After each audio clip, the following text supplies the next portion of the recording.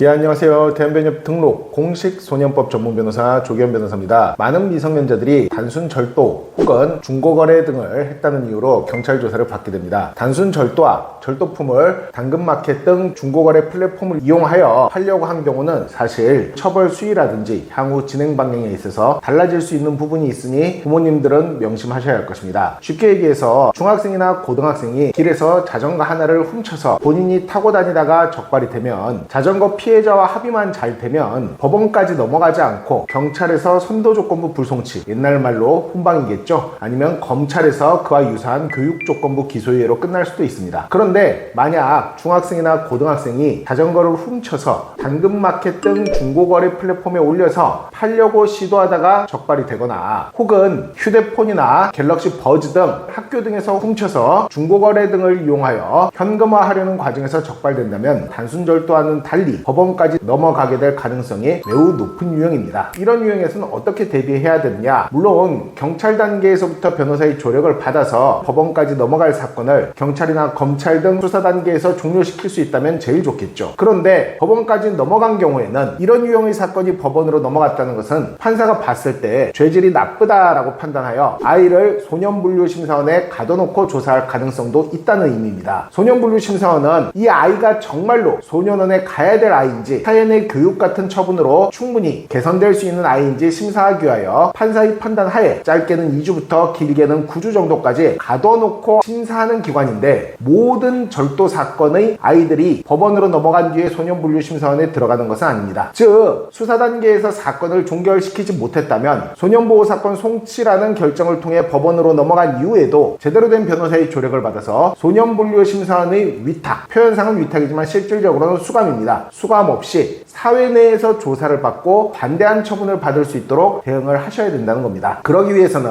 아이 재범 가능성이 낮다는 점, 부모님의 관심 등이 충분해서 아이가 충분히 개선될 수 있다는 점 등을 판사한테 어필할 수 있어야 되겠죠. 종국적으로도 소년원에 수감되다든지 과도한 사회봉사나 과도한 보호관찰 등을 받지 않고 비교적 가벼운 처분으로 종결되어 아이 생활이 빨리 안정될 수 있기 때문입니다. 지금 아이가 절도로 조사받게 되었는데 이 절도 사건의 적발 경위가 중고거래 등을 통해서 적발되는 사안이라면 반드시 소년법을 특별히 전문적으로 다루는 변호사와 상의해 보시길 권합니다. 법무법인 대한중앙 대표 변호사 조기현이었습니다.